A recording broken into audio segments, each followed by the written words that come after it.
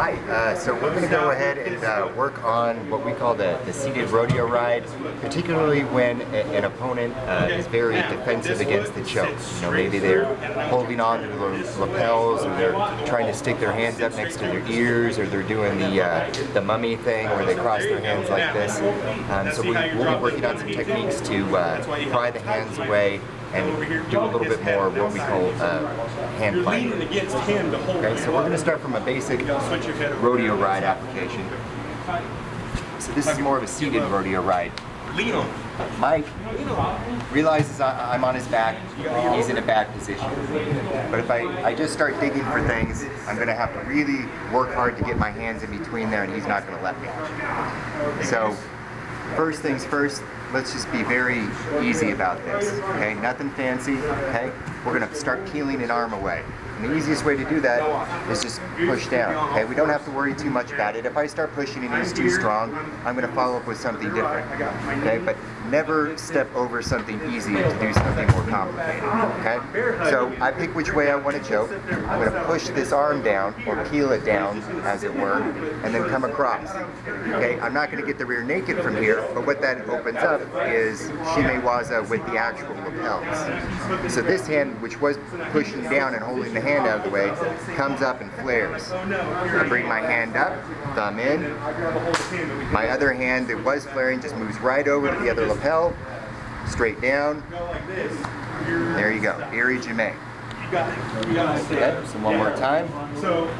Push down one hand, come across, flare, get my thumb in as deep as I can, and you'll notice his hand is still in there. The important part is I'm choking him on this side, and I'm using the lapel to aid. Okay? As soon as I finish the flare, I reach across and grab the other lapel. Pull straight down, not across, straight down, and go sideways. Another point that you're doing, Derrick, that a lot of people don't do, they think strictly upper body.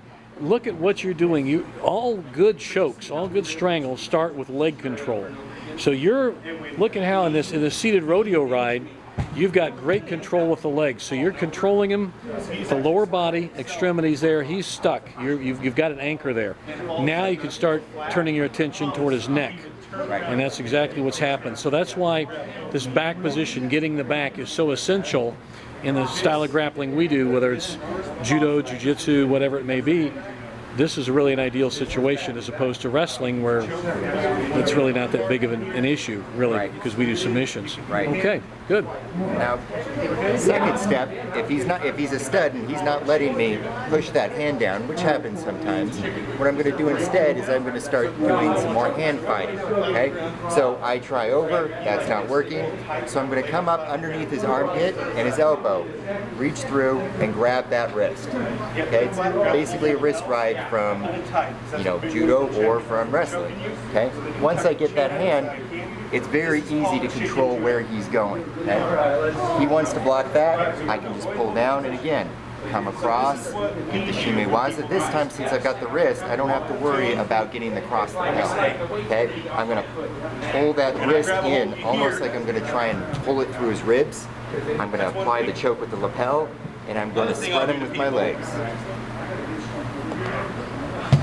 Now we want to point here, the reason this works is because the shoulder joint is probably the least stable joint in the body. So let's use the weakness of that joint. Even a guy who's real big and buffed, his shoulder is going to be generally weaker than not. Right. So we're attacking that. So that's the point we're attacking. And when you're pulling down and back, you can see how you're pulling against, really you're making the shoulder even weaker, you know. So would you show that again, because that's a good point. Okay, get the hand down to do the previous version. So I'm going to come up underneath his armpit. My hand pops through because he's worried about this part here. He's worried about protecting his neck with his hand. Okay, that puts a hole right there in his arm. I'm going to just meat hook it with my hand. As soon as I get that, I pull it back. That's it.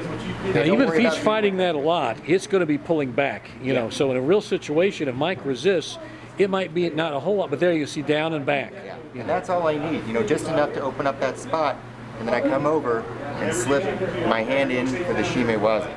Okay? As soon as I come back, I pull this back more, use the lapel and my feet to finish the choke. And you lean back into it, arching the hips and turning a bit, and there you have it. Using the strong muscle groups, just like Coach said earlier.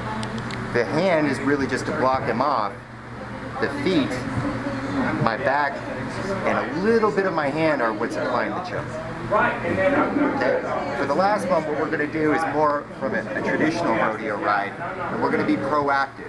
We know we're starting already on elbows and knees. I know I'm going to apply the choke. By the way, everybody, we got a lot of background noise because we have a big practice tonight, so we wanted to catch this. So please listen up. Derrick's talking as loud as he can. Sorry about that. All right, so I'm going to be a little bit more proactive with this. I know I'm going to end up in a seated rodeo ride. I'm starting from him on elbows and knees. I'm going to roll him over, but I'm going to control the wrist as I do that so that when we pop up, he only has one hand to defend the choke. Which way are you rolling, Derrick? Do you roll toward me? Go that way. Okay, so I'll get an angle here. Okay, good. Okay, so start in. Okay, I've got the hooks. I'm going to come under and I'm going to get that same wrist ride.